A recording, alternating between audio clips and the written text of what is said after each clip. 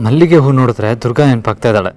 ಇವತ್ತು ಅವಳು ಹುಟ್ಟಿರೋ ಆ ಸೀರೆಗೆ ಈ ಹೂ ಚೆನ್ನಾಗಿ ಕಾಣಿಸುತ್ತೆ, ತಗೊಂಡೋಗ್ಲಾ? ವಾವ್ ಶರತ್, ವೆರಿ ಗುಡ್. ಇವತ್ತಾದ್ರೂ ಗಂಡನ್ ಬೇಸಿಕ್ ಜವಾಬ್ದಾರಿನ ನಿಭಾಯಿಸ್ತಾ ಇದ್ದೀರಲ್ಲ, ಗುಡ್ ಗುಡ್.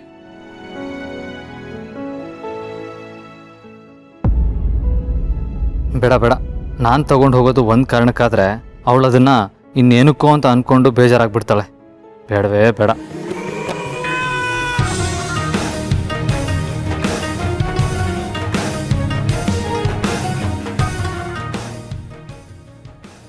ವಾ, ನನ್ನ ಪತಿ ದೇವರು ಎಂತ ಅನ್ರೊಮ್ಯಾಂಟಿಕ್ ಗಂಡನಪ್ಪ. ಅಲ್ಲ, ಮಲ್ಗೆ ಹೂ ಹೋಗಿ ಕೊಟ್ರೆ ಯಾವ ಹೆಂಡತಿ ತಾನೇ ಕರ್ಗಿ ನೀರಾಗಲ್ಲ? ಇಂಥ ಚಿಕ್ಕ ಚಿಕ್ಕ ಟೆಕ್ನಿಕ್ಸ್ಗಳು ಇವ್ರಿಗೆ ಅರ್ಥ ಆಗಲ್ಲಪ್ಪ. ಇಂಥ ಗಂಡಂದ್ರನ್ನ ಕಟ್ಕೊಂಡಿರೋ ಹೆಂಡತಿರು ಪಾಪ ತಮ್ಮ ಚಿಕ್ಕ ಚಿಕ್ಕ ಕನ್ಸುಗಳನ್ನೆಲ್ಲ ಬಿಡ್ಬೇಕಾಗತ್ತೆ.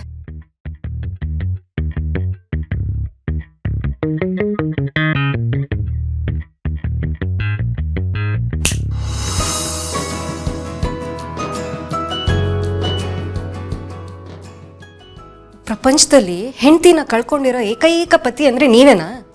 ಯಾಕೆ ಹಿಂಗ ಆಡ್ತಿದ್ದೀರಾ? ಇರ್ಲಿ ಬಿಡಿ, ಹೂ ಅಂತೂ ಬ್ಯಾಗಿಗೆ ರೀಚ್ ಆಗಿದೆ. ಇನ್ನು ಈ ಹೂ ಮನೆಗೆ ಹೋಗಿ ಏನೇನ್ ಮ್ಯಾಜಿಕ್ ಮಾಡತ್ತೆ ಅಂತ ನೋಡ್ಬೇಕು.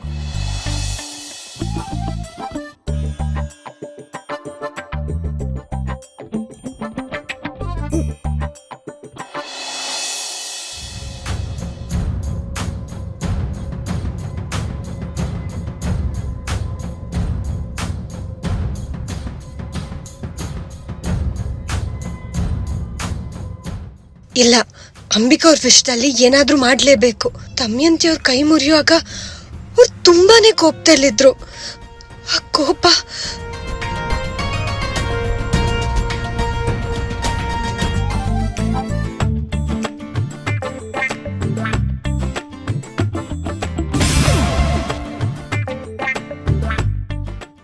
ಯಾಕೆ? ಏನು ಮೇಲ್ ಕಳಿಸೋ ಪ್ಲಾನಾ? ಬಾಸು ಬಿಡ್ತು ಅನ್ನಿ. ಸಂಜೆ ಹೊತ್ತು ಅದರ ಅಪ್ಶಕ್ನ ಮಾತಾಡ್ತಾರಾ? ಇನ್ನೇನು ಮತ್ತೆ, ನೀವು ಮಾಡಿದಕ್ಕೆ ತಾನೇ ಹೇಳ್ತಾ ಇರೋದು. ಸಾರಿ ಬಾಸು, ಆದರೂ ತಪ್ಪೆಲ್ಲ ನಿಮ್ದೆ. ಏನ ಹೊಡಿಯಕ್ಕೆ ಬಂದಿದ್ದು ನೀನು, ತಪ್ಪು ನಂದಾ? ಇನ್ನೇನು ಮತ್ತೆ, ನೀವು ಅಷ್ಟೊಂದು ನಿಶಬ್ದವಾಗಿ ಬಂದರೆ ಹೇಗೆ? ಕೆಮ್ಕೊಂಡಾದ್ರೂ ಬರಬೇಕಲ್ವಾ? ಏನ ಕೆಮ್ಕೊಂಬರ್ಬೇಕಾ? ನಾನು ಪೇಷಂಟಾ? ಹಲೋ, ನಾನು ನಮ್ಮನೆಗೆ ಬರಬೇಕಾದ್ರೆ ಪೊಲೀಸ್ ಸರ ಏನು ಸರಿ ನೋಡ್ಕೊಂಡ ಬರಬೇಕು? ಸೈರನ್ ಬೇಡ ಬಾಸು, ನಿಮ್ಮ ಚಪ್ಪಲಿ ಶಬ್ದ ಆದರೂ ಮಾಡ್ಕೊಂಬಂದ್ರೆ ನನಗೆ ಗೊತ್ತಾಗುತ್ತೆ. ನೀವು ಒಳ್ಳೆ ಕಳ್ಳನ ಥರ ಬಂದರೆ ನನಗೆ ಭಯ ಆಗಲ್ವಾ? ನಿನಗೆ ಭಯ ಆಗೋದ್ರಲ್ಲಿ ಡೌಟ್ ಇಲ್ಲ, ಆದರೆ ನಿನಗೆ ಭಯ ಆಗಿ ನನ್ನ ಬಾಡಿ ಪಾರ್ಟ್ಸಿಗೆ ಎಲ್ಲಿ ಡ್ಯಾಮೇಜ್ ಮಾಡ್ತೀವಿ ಅಂತ ನನಗೆ ಭಯ. ಬಾಸು, ಏನೋ ಅಕಸ್ಮಾತಾಗಿ ಆಗಿರೋ ವಿಷಯಗಳನ್ನ ನೀವು ಇಷ್ಟೊಂದು ಆಡ್ಕೋಬಾರ್ದು ಬಾಸು. ಒಂದು ಕೆಲಸ ಮಾಡಿ, ನಿಮ್ಗೆ ಅಷ್ಟೊಂದು ಭಯ ಇದ್ದರೆ ನಾನು ಅವತ್ತು ಹೇಳಿದ್ನಲ್ಲ ಆ ಥರ ನಿಮ್ಮ ಕತ್ತಿಗೆ ಒಂದು ಗಂಟೆ ಕಟ್ಕೊಂಬಿಡಿ. ಅವಾಗ ನೀವು ಬರೋ ಶಬ್ದ ನನಗೆ ಗೊತ್ತಾಗುತ್ತೆ. ಅವಾಗ ನಾನು ಆರತಿ ತಟ್ಟೆ ಇಟ್ಕೊಂಡು ನಿಂತಿರ್ತೀನಿ. ಆರತಿ ತಟ್ಟೆನಾ ಬಿಟ್ಟರೆ ಅದರಲ್ಲೂ ಹೊಡೆದಾಕ್ಬಿಡ್ತೀಯ. ಹೋಗಿ ಹೋಗಿ ನಾನು ನಿಮ್ಮ ಹತ್ರ ಮಾತಾಡ್ತೀನಲ್ಲ.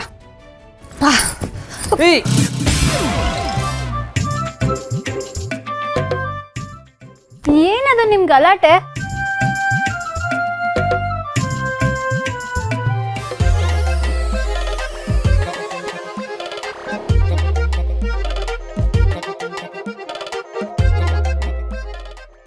ಅಲ್ಲೆಲ್ಲೆಲ್ಲೆಲ್ಲೆ, ನಮ್ಮ ಅಣ್ಣಂಗೆ ಬುದ್ಧಿ ಬಂದ್ಬಿಟ್ಟಿದೆ. ಸೂರ್ಯ ಏನಾದ್ರೂ ಪಶ್ಚಿಮದಲ್ಲಿ ಹುಟ್ಟುಬಿಟ್ಟಿದ್ಯಾ? ಮಿಸ್ಟರ್ ಶರತ್ ದುರ್ಗಾ ಅತ್ತಿಗೆ ಮಲ್ಗೆ ಹೂ ತಂದಿದ್ದಾರೆ ಅಂದ್ರೆ ನಂಬಕ್ ಕಷ್ಟನೇ. ಏಯ್ ಶನ್ವಿ, ಇಲ್ಲ ಅದನ್ನ ನಾನು ತರಲಿಲ್ಲ. ಇಲ್ಲ, ಇದು ಇವ್ರ ಬ್ಯಾಗಿಂದಾನೇ ಬಿದ್ದಿದ್ದು. ನೀನ್ ತಂದಿಲ್ಲ ಅಂದ್ರೆ ಹೆಂಗ್ ಬಂದ್ಬಿಡುತ್ತೆ ಬ್ಯಾಗಲ್ಲಿ? ಅಯ್ಯೋ ಶನ್ವಿ, ಗೊತ್ತಿಲ್ಲ ನನಗೆ ಅದು ನನ್ನ ಬ್ಯಾಗಲ್ಲಿ ಹೇಗೆ ಬಂತು ಅಂತ. ಅದಕ್ಕೆ ಏನ್ ನಡೆಸ್ತಾ ಇದ್ದೀರಾ? ಓ, ಈ ಮಲ್ಗೆ ಹೋಗಿ ರೆಕ್ಕೆ ಬಂದು ತಾನೇ ಬಂದು ನಿನ್ ಬ್ಯಾಗಲ್ಲಿ ಸೇರ್ಕೊಂಡ್ ಬಿಡ್ತಾ? ನೀನೊಬ್ಬ ಗಂಡ ಹೆಂಡತಿಗೆ ಹೂ ತರೋದು ದೊಡ್ಡ ವಿಷಯನಾ? ಯಾಕೆ ಬೆಬ್ಬೆ ಬೆಬ್ಬೆ ಅಂತಿದ್ಯಾ? ನನ್ನ ಹೆಂಡತಿಗೆ ನಾನು ಹೂ ತಂದ್ರೆ ನಿನಗೇನ್ ಕಷ್ಟ ಅಂತ ಜೋರ್ ಮಾಡ್ಬೇಕಪ್ಪ. ನನ್ನ ಹೆಂಡತಿಗೆ ನನ್ನ ಕೈಯಾರೆ ನಾನೇ ತಲೆಗೆ ಹೂ ಮುಡಿಸ್ತೀನಿ ಅಂತ ಜೋರಾಗಿ ಹೇಳ್ಬೇಕಪ್ಪ.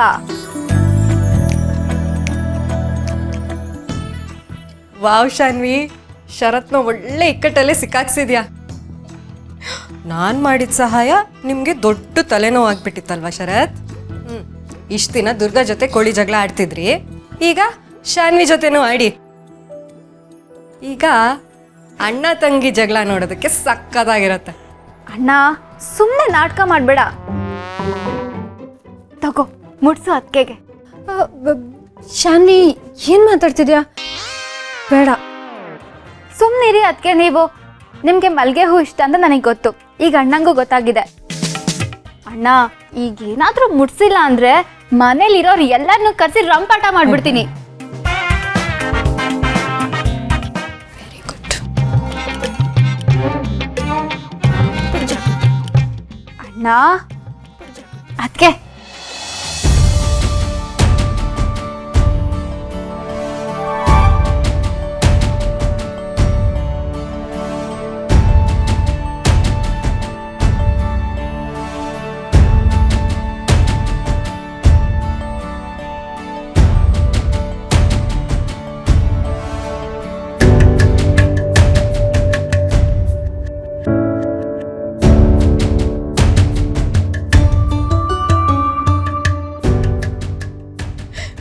ವಾವ್ ಶಾನ್ವಿ, ತುಂಬ ಬುದ್ಧಿವಂತೆ ಆಗಿದ್ಯಾ.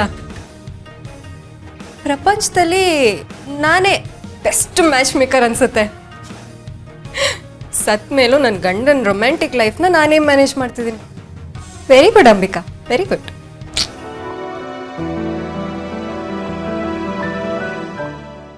ನಿಮ್ಮನ್ನು ಅರ್ಥ ಮಾಡ್ಕೊಳಕ್ಕೆ ಆಗ್ತಿಲ್ಲ.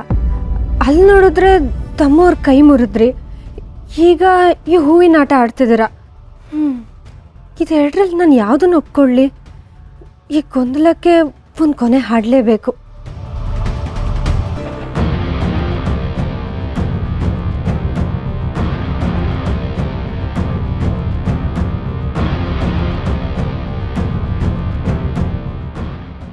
ನಿಜನಾ? ನೀನು ಹೇಳಿದ್ಮೇಲಂತೂ ನಂಗೆ ನಗು ತಡೆಯೋಕ್ಕೆ ಆಗ್ತಾ ಇಲ್ಲ. ನನಗೂ ಅಷ್ಟೇ.